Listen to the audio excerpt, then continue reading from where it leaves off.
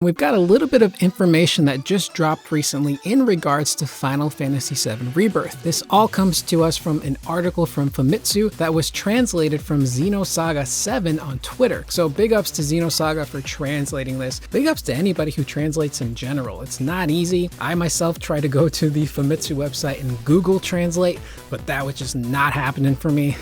It was just an absolute jumbled mess. But the bit of information that came out was that Kitase initially wondered if it would be possible to tell the entire story of Final Fantasy VII Remake in just 2 parts. However, they realized that during development, that would require them to cut way too many locations, which is something they did not want to do. So they decided on 3 parts. However, at no point in time during development did they decide to go more than 3 parts. 3 is what they decided on, and that was it. Speaking of cut content, they said that there will be no cut content in Rebirth, or even probably part 3 for that matter, from the original game. So all of the locations we visit in the original Final Fantasy VII are locations we're going to be seeing in this trilogy. The thing that's really interesting about that is that the order in which we visit those locations is what's going to change. So for all we know, Nibelheim might not be at the beginning of Rebirth, it might be somewhere in the middle or possibly towards the end. I think switching up the location to help service the new story that they're telling is really cool, and it's really smart. It's something that's going to keep gamers on their toes. It's going to keep the story fresh,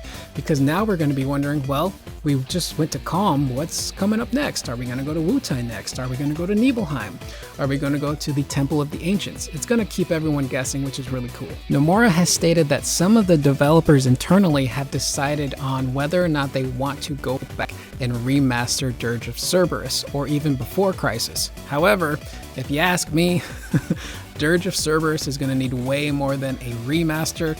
That game is going to need a full-on remake from the ground up, because it is not good. The gameplay needs work, the story is not good, the writing is not good. That game is just an absolute mess. As much as I love Final Fantasy VII and Vincent Valentine, that game is just, it needs a lot of love.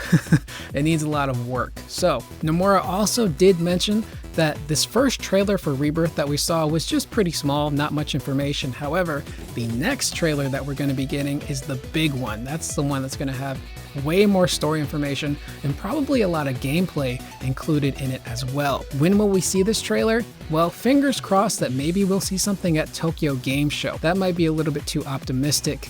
I think realistically, we probably won't see anything until next year. Maybe in a State of Play in May, or sometime around E3 time in June. So fingers crossed we at least get something at TGS, but I'm not going to hold my breath. So I'm Curious Corduroy. That is the video. Just a little bit of short news, but it's pretty interesting what they're going to be doing with Rebirth. So please leave your thoughts in the comments below on how you feel about any of this news. I will see you guys in the next video. Please remember to always be excellent to one another.